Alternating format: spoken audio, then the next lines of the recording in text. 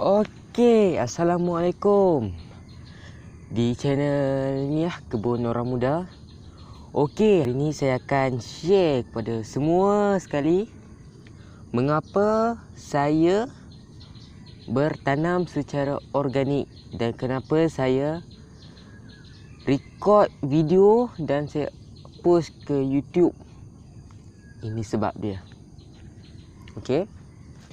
Pertama, kita nak cari satu-satunya makanan yang paling sihat dan saya sendiri yakin untuk memakannya. Kalau kita beli kat pasar, ya mungkin sayur-sayur tu memanglah sihat, besar, tapi kandungan kimia dia kita tidak tahu. Kalau kita tanam sendiri, kita boleh tahu daripada awal kita tanam sampailah kita dah masak, kita dah makan, kita tahu itu sayur yang kita tanam dan kita yakin untuk makan.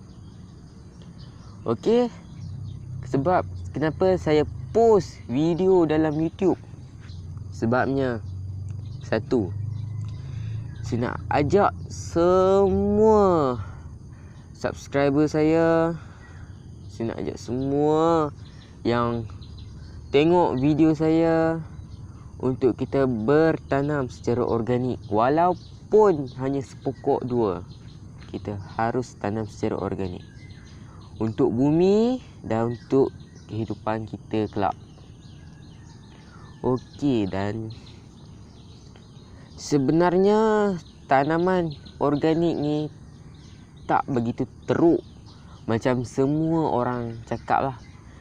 Orang tak nak buat tanam organik sebab dia buahnya, hasilnya tak elok, pokoknya tak elok. Tapi kalau kena dengan cara dia, kena dengan cara jaga dia, tengok dia boleh buat macam mana. Okey, contoh ni kat belakang ni, kita ada pokok timun. Usia dia lagi 4 hari, cukup sebulan, dan dia dah pun berbunga. Kita tanam secara organik, kita tak pakai racun serangga apa pun, tapi daun dia memanglah ada berlubang-lubang, tapi yang itulah paling sihat. Bagi saya, tanaman kita tanam secara organik dan tanaman secara biasa yang selalu digunakan dengan menggunakan racun kimia, baja kimia, hasil dia mungkin boleh jadi samalah kalau kena dengan cara dia lah. Sebab memanglah orang kata tanam organik ni memang banyak kerja, memang kena teliti. Dan tanaman secara kimia tu mungkinlah kita boleh tengok pokok seminggu sekali, 3 hari sekali, kita bubur baja 2 minggu sekali. Tapi yang kimia punya, kandungan kimia dia boleh masuk ke dalam badan. Contoh, kita bubur baja kimia tu akan diresap oleh pokok. Memang pokok akan nampak cantik, tapi hakikat dia kita tidak tahu apa yang isi kandungan tu dalam baja tu.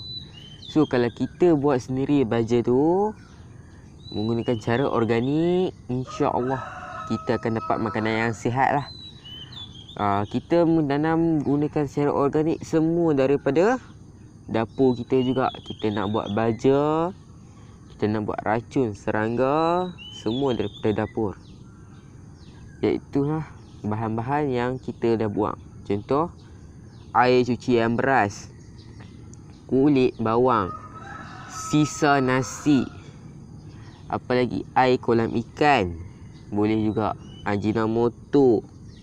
Ajinomoto ni dia boleh dikatakan organik, tapi tak ada ni lah, tak ada catatan bertulis dia ni adalah organik bila kita berikan kepada tanaman lah. Tapi itu kita dah ada buat video dia sebelum ni, boleh tengok manfaat Ajinomoto pada tanaman, video lepas.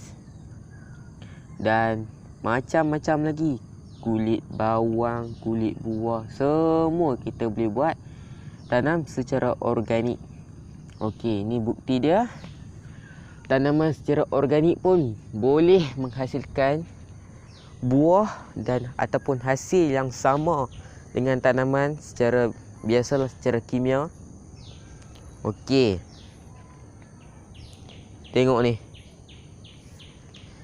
Daun dia berlubang-lubang. Kan?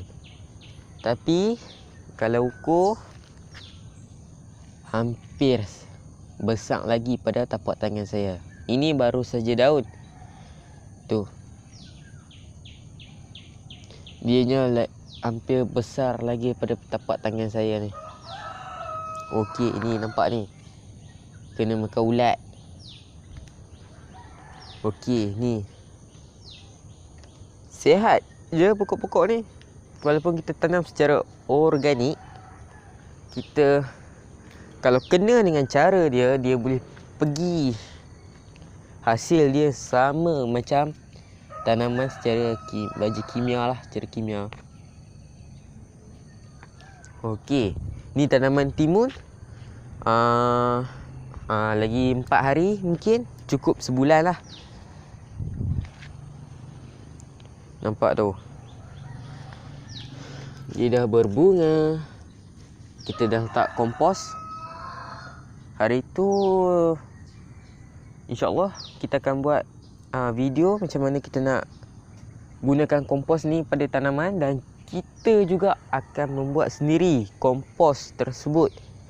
Kalau sekarang kita masih lagi membeli kompos tu, tanah baja pun kita masih membeli.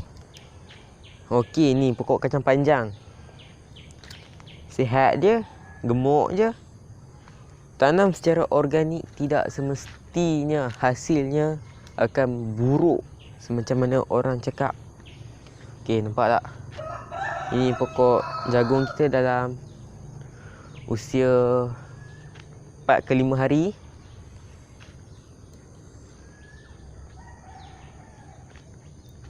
Okey, yang paling nampak sekali adalah pada pokok timun lah. Daun dia besar-besar. Kita harapkan buah dia pun besar lah. Macam mana daun dia. Okey, kita akan tunjukkan tanaman yang kena serangan ulat lah. Okey, ini dia. Kalau boleh tengok kat situ, ada telur-telur kutu yang semut punya kerja. Nampak tak? Ada semut. Ini kurang jelas. Okey, ini yang kena serangan ulat. Cara pertama, kita bersihkan dia menggunakan air. Kita siram air banyak, kita tonyoh-tonyoh dia bagi dia keluar. Keesokan harinya kalau dia ada lagi, kita terpaksalah gunakan racun serangga buatan sendiri, organik juga. Itu jalan terakhir kalau cara pertama tadi tidak berjaya.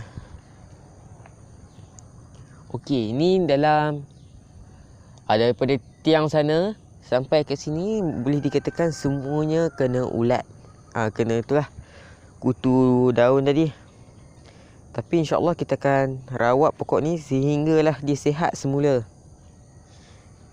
Okey, kita tunjukkan macam mana. Ada lagi satu jenis ulat yang dia makan daun.